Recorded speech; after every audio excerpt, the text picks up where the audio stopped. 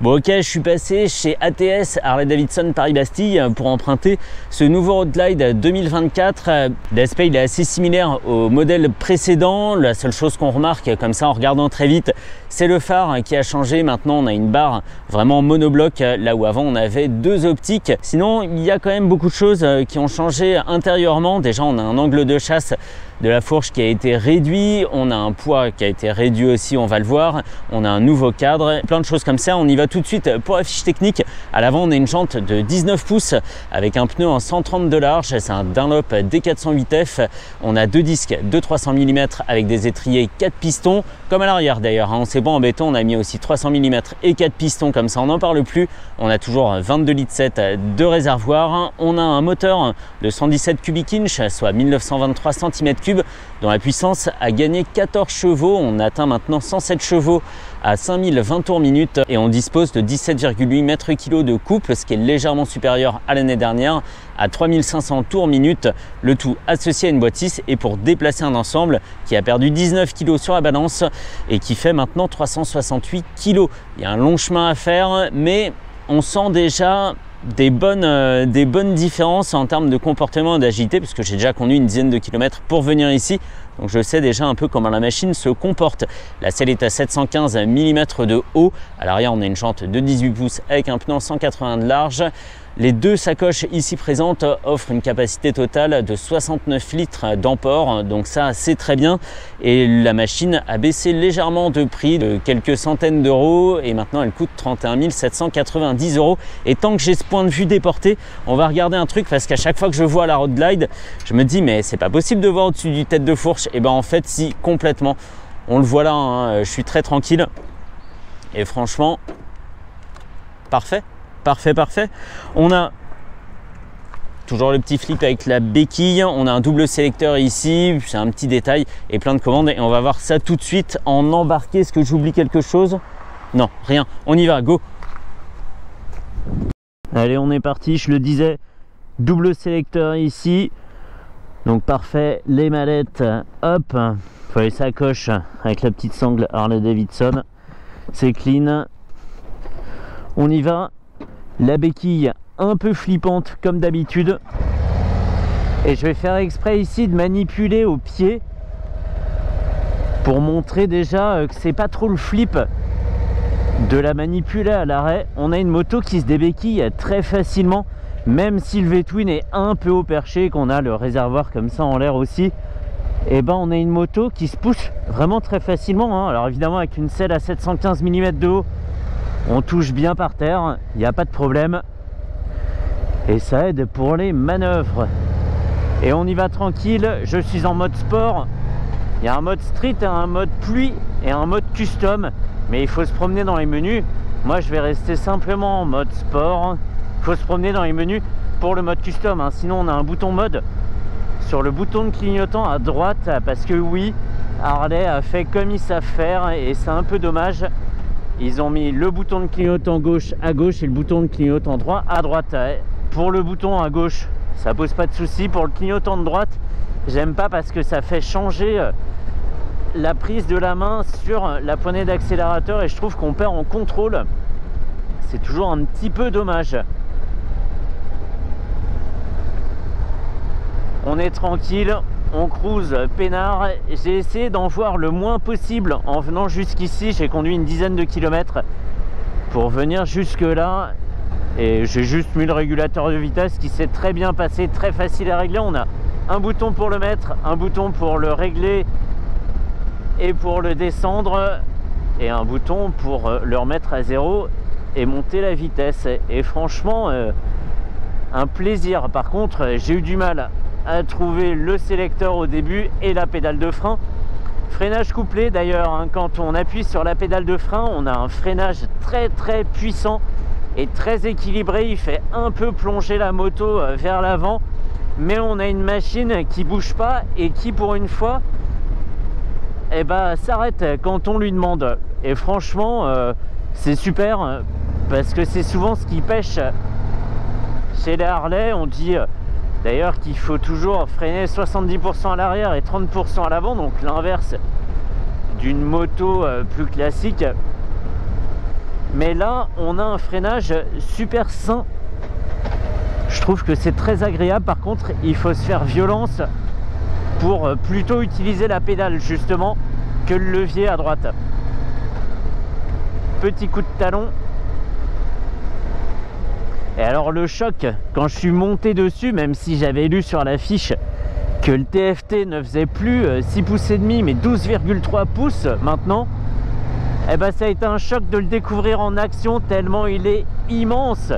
C'est le plus grand écran TFT de la production moto actuelle. Pour donner un ordre de grandeur, chez BMW, on se targue d'avoir un grand TFT, mais il ne fait que 10,2 pouces. C'est ridicule. 12,3 pouces, c'est 31 cm de diagonale. C'est énorme, c'est énorme. Et ils l'ont très bien exploité. Ici, je suis dans un affichage. C'est pas l'affichage sport ni l'affichage tour, c'est l'affichage de base, on va dire. Je me souviens plus de son nom, il faudrait que j'aille voir dans le menu. On a un compteur à gauche, un compte-tour à droite avec une boussole au centre. Et tout au milieu, le GPS en 3D. Donc on peut évidemment associer son téléphone pour avoir la navigation. On a une jauge à essence tout à gauche, un indicateur de rapport engagé. La vitesse, en plus d'être affichée avec l'aiguille qui bouge, est affichée en chiffres qui bougent au centre. Donc d'un coup d'œil, on peut choper l'information. Un compte-tour qui lui s'agite pas trop à droite, hein. On peut cruiser à 2000 tours tranquille sans que le moteur s'affole. On a évidemment tout ce couple à disposition pour pas avoir à tricoter de la boîte. Un totaliseur, un voltmètre tout à droite et des infos comme la station de radio sur laquelle je suis, l'heure en bas à gauche, le fait que le Bluetooth soit activé, ce genre de choses. Et vraiment, on a un super feeling sur la pédale de frein. On a une pédale qui est déjà assez balèze, hein. Elle fait la largeur d'une chaussure, donc ça c'est bien, on n'a pas de difficulté à trouver et on applique bien la force sur toute la surface du pad. Et en plus, on a un feeling très dur avec une course assez réduite. C'est quasiment de feeling une pédale de frein de voiture, d'une bonne voiture. Franchement, super surpris de ce côté-là, parce que c'est toujours ce qui pêchait un peu jusqu'à présent chez Harley. Et la Road Glide, j'ai un petit contentieux avec elle. C'est une des machines avec laquelle j'ai eu le plus de mal et presque le plus peur. Je l'avais essayé lors d'une journée porte ouverte chez Harley et j'avais failli descendre de moto avant qu'on parte pour en prendre une autre, un truc un peu plus léger. J'avais pas du tout aimé, j'avais failli la faire tomber, ou au moins c'est ce que je m'étais imaginé, en la béquillant. Enfin bon, on avait commencé avec un démarrage en côte, j'avais perdu l'arrière en étant juste au point de patinage sur une sortie de rond-point mouillé, donc pas super tranquillisant. Et puis ça avait été comme ça tout le temps. On était passé, alors je sais pas qui avait fait le trajet, mais on était passé dans des espèces de lacets comme ça, là je sais plus où c'est dans le 94, mais j'y remettrai plus jamais les roues quoi. Et ici justement, ça me permet de juger de la qualité de la machine qui se met sur l'angle toute seule, mais d'une toute petite pression sur le guidon. Elle est super volontaire. Alors ici je conduis comme un sac, j'ai pas trop envie d'aller à l'extérieur, mais il n'y a aucune résistance qui s'oppose à la mise sur l'angle. On a une moto, une petite plume, on peut évoluer comme ça. Ça m'étonnerait même pas qu'on puisse passer l'épreuve du lent avec. Franchement, on pourrait rouler sur le plateau avec cette Road Glide super facile, super facile. On a une position très à la cool, hein. On a un guidon avec un rise énorme, ça fait au moins 25 cm, mais un guidon qui est ramené en arrière, hein. Donc un dos très droit, très bien posé dans la selle, parfaitement calé du dos, et vraiment une moto très confortable pour ça. On le sait, hein, de toute façon c'est pas nouveau, avec des marchepieds géants, donc c'est très très bien. Hop hop, le moteur n'a pas perdu sa personnalité, hein. Il est toujours présent dans les oreilles. Il fait un peu moins potato avec des semblants de ratés d'allumage. Bon, ça c'était avant, mais ça reste bien ce moteur Harley. On a un refroidissement air haut, mais il n'a pas vendu son âme au diable, le diable de la modernité, et c'est vraiment très très bien. On a un système audio que je ne vais pas faire fonctionner pour question de droit d'auteur. Un rangement à gauche, un rangement à droite avec un port USB-C pour recharger son téléphone, c'est top. Et ce que j'aime pas trop en ergonomie, en plus du bouton de clignot sur le commodo de droite, c'est justement que ce commodo de droite est très très chargé. On a le démarreur, les warnings, la commande vocale, si on a synchronisé son téléphone avec son intercom. On a les commandes de radio. Alors oui, c'est des commandes auxiliaires, accessoires, mais ça fait quand même un commodo très très rempli et j'aime moyen. Allez, on revient au neutre, c'est un peu plus compliqué au talon, c'est un peu trop bourrin. Et avant de passer sur la highway, pardon, l'autoroute, on va parler un peu tarif d'assurance. Je l'ai dit, hein, cette moto elle coûte 31 790 €. Et si on veut l'assurer chez mon partenaire Harley Davidson Assurance, tiens c'est marrant, c'est la même chose que la marque de la moto, bah oui. Et ça permet de s'assurer directement chez son concessionnaire et de profiter de tarifs négociés.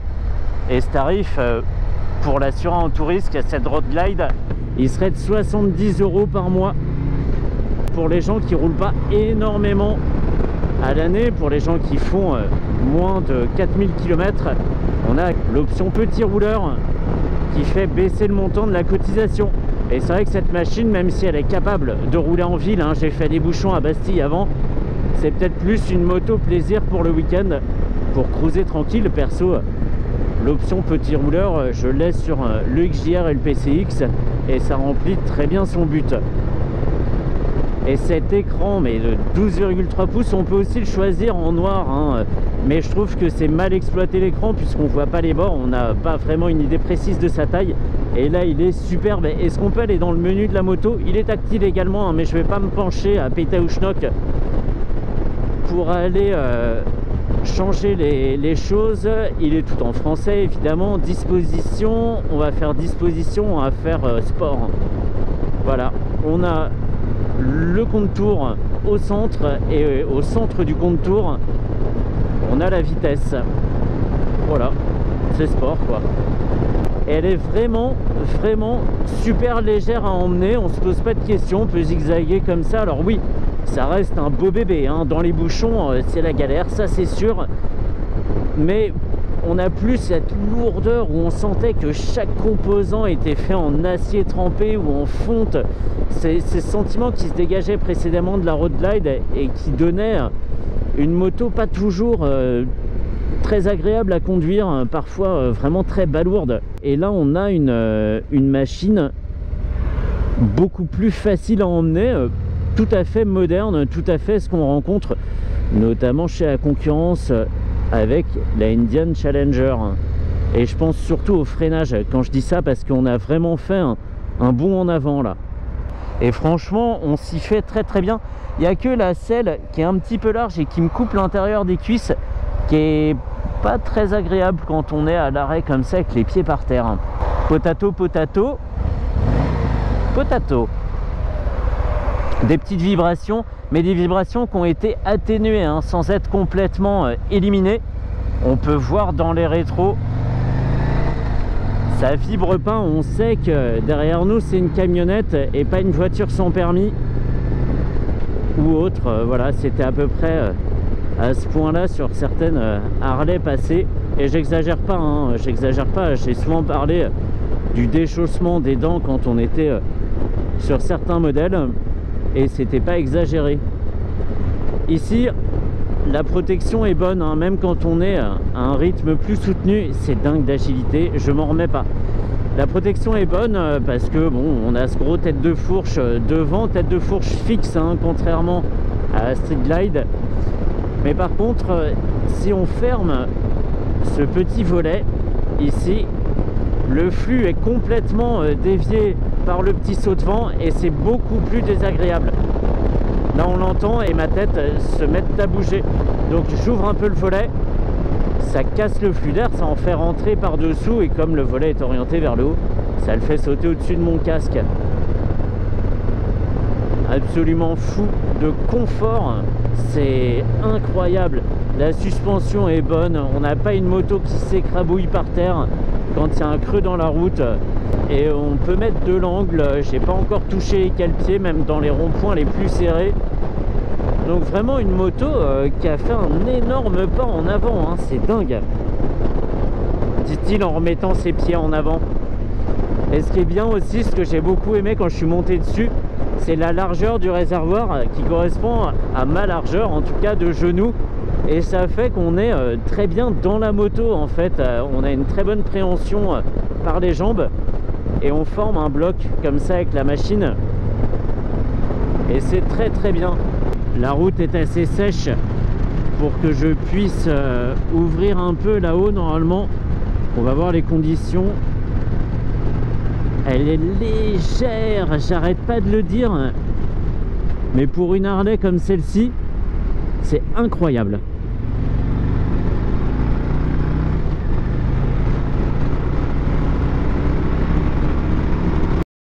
C'est marrant parce qu'en charge comme ça, quand on accélère fort, le moteur vibre pas du tout. Il est lisse, lisse, lisse. C'est peut-être ici qu'on aurait voulu sentir du muscle, de la testostérone. Et c'est peut-être un peu dommage. Je suis allé voir un peu plus haut dans le régime et on n'a pas d'arrivée particulière, ni de puissance, ni un regain de couple. Voilà, c'est un peu lisse et en même temps, je fais les questions et les réponses. On va me dire oui, mais une Harley, ça se conduit pas sur la puissance. Et c'est vrai, mais ça n'empêchait pas, en bout de couple, d'avoir un peu plus de vibration. Voilà, voilà. On va me dire aussi qu'une Harley, ça se conduit pas ici, mais en même temps, quand je fais des essais en Californie, c'est pas plus regardé non plus. Donc, on est très bien là. Et le fait est qu'on croise pas mal de Harley, hein, même en région parisienne. Il y a beaucoup d'amateurs. Ce décor là, de l'écran, des enceintes, tout ça, tout le tête de fourche, le réservoir et le guidon, ça fait un décor qui est toujours présent à l'œil et qui fait super plaisir à voir. On a l'impression d'être à la maison, voilà, comme si on était assis à une bonne table avec quelque chose devant soi. On pourrait presque parler de télévision avec cet écran de 31 cm de diagonale. Mais je trouve que c'est réconfortant, on a l'impression de faire partie de quelque chose, d'être dans quelque chose.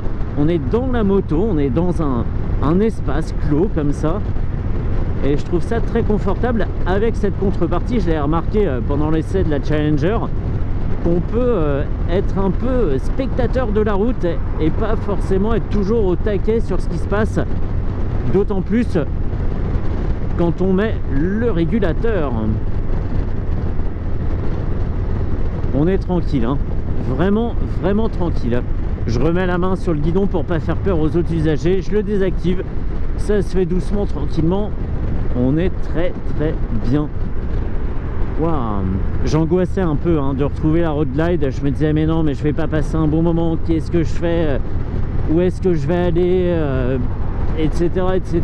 Et en fait très très bien.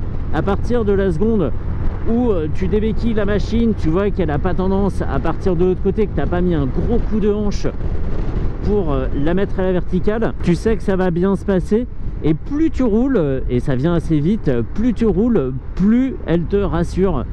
Et c'est super cool, le moteur s'affole pas hein. Ici, d'ailleurs je pourrais passer à 5e, en 5e à 85 km/h à 2300 tours. On peut dire qu'on n'a presque pas démarré hein. On est vraiment tranquille. On peut faire varier les infos sur le tableau de bord. Ah bah voilà, nickel, parfait.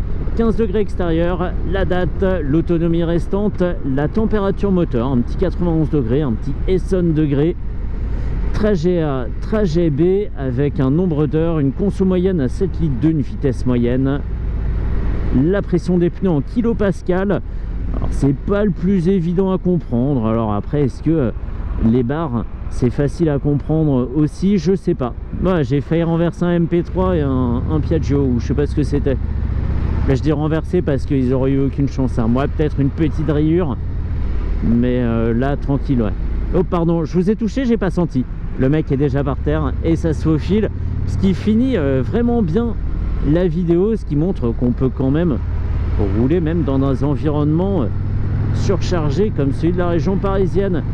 Et merci beaucoup à Benoît pour le prêt de la machine, je vais lui rendre tout de suite. Je retourne boulevard Beaumarchais, mais je vais pas filmer parce que c'est embouteillé jusqu'au bout. Ça serait pas très rigolo. On en reste là pour un road glide et j'ai même pas eu peur alors qu'il pleuviote. Oh, il y a un street glide derrière.